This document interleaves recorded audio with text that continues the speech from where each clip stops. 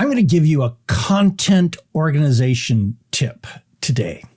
So if you've been producing content for a while, you probably have created lots of content around certain topics.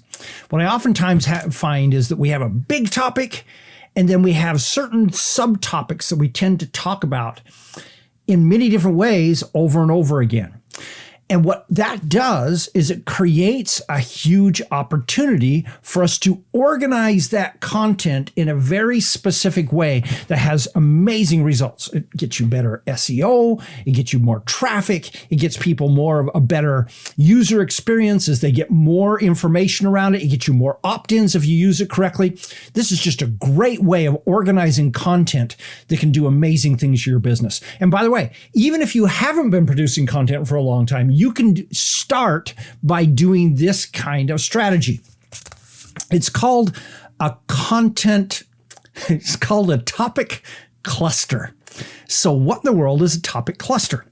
A topic cluster is where you take one core topic and then you have a bunch of little things around it. These little things can be step by step, or it can be, hey, this is productivity, and this is time management, and this is saying no, and this is delegation, and each of the different pieces around being able to do productivity well.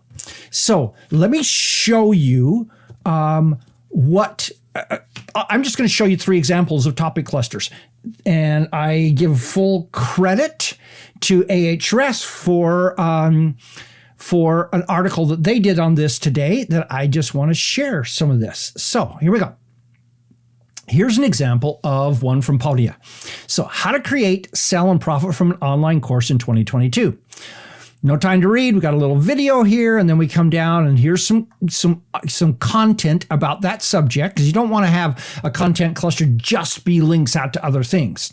But then as they drop down, hey, what's stopping you is the sheer volume of information. There's a list of things. And then here's what we're doing in this epic 12,000 word guide today. We've broken down the process into 8 simple steps to build an online course. And then here's step 1, 2, 3, 4. So going back to the topic cluster, they're doing these in terms of steps. This is step 1, 2, 3, 4, etc. But that's not the only way you can do it. I'll show you that in other examples in just a moment. And then each one of these goes out to a page that handles that particular subject. And notice in this chapter, it goes through and talks about it. And then down at the bottom, we will get, let's go all the way to the bottom. Okay. We'll get out links to the next one. So the next chapter, and it's a link. And so you're moving through the topic cluster this way. All right, let me show you another example. Here's one called Wine 101. So we've got wine basics. What is wine example? The 9 primary styles of wine, taking on the wine tasting challenge. So we've got a bunch of things about wine. But they continued this later on. Hey, here's serving wine and choosing glassware, with 3 articles on that. Developing your sense of taste, a whole bunch of different means on taste. And then here's how to handle wine. Then we've got an ad for a book. And then we've got food and wine pairings and a list of those. Buying wine, how to become a wine expert. Now this one gets a little bit out of the topic, out of the classic topic cluster model by going beyond one core thing. So in this one, their one core thing is, hey, everything you need to know about wine, and then has a lot of things around it. Personally, if I was doing this site, I would do individual clusters for each one of these major areas that they're doing. But hey, this is probably working for them. All right, let's come over here. Here we got free workout plans for muscle and strength. And so as they drop down, so we've got 291 million downloads of 1,000 different workshops. Okay. So you come down and you got, all right, let's work on, hey, my abs looking a little shabby right now. So we click on ab workouts and we go off to see different workouts on this subject. So basically what ends up happening is that this page, the first page, is like an overall, here's a whole bunch of different workouts. And then as we go on to the next page, what we get is, here's topic clusters around ab workouts. So they've got 2 levels of topic clusters going here, and all their ab workouts and showing those there. So can you see what's happening here is that each one of these examples that I've shown you take this classic model of here's a subject, and then here's additional information around that with the links out to those individual pages to give somebody the full knowledge, the full experience, the step-by-step how-to, whatever it is that is important for that works for your particular topic. All right, so now let's talk about how you can make this work for you. So I'm going to go through a set of steps. I'm going to assume in this that you are starting with some content that you produced in the past. With that assumption, I suggest you start by looking at current content for possible clusters. So as I think about mine, I've got some on productivity, I've got some on video, I've got probably 20 or 30 different topics that I could easily pull this off. And then what I actually suggest you do is you take and go and create one of those cluster pages.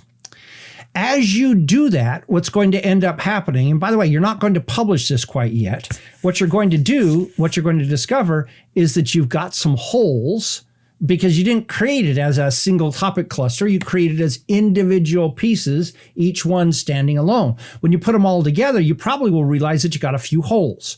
And so what you then do is you go and you fill the holes. Hey, write a few more pages that fill those holes. Then you go back and update your cluster page.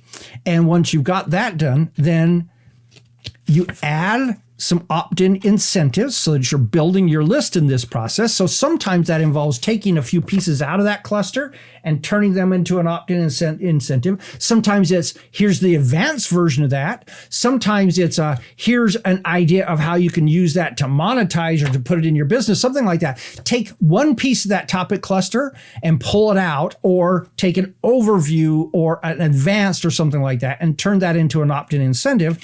And then, hey, publish the thing.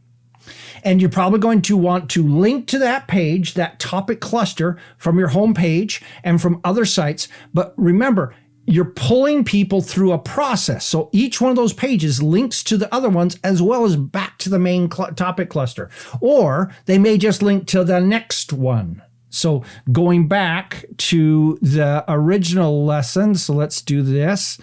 Go back to this one. So remember, this is the first one, how to build a course. So we go all the way down to the bottom, and at the bottom, here's the link to the next chapter in the course.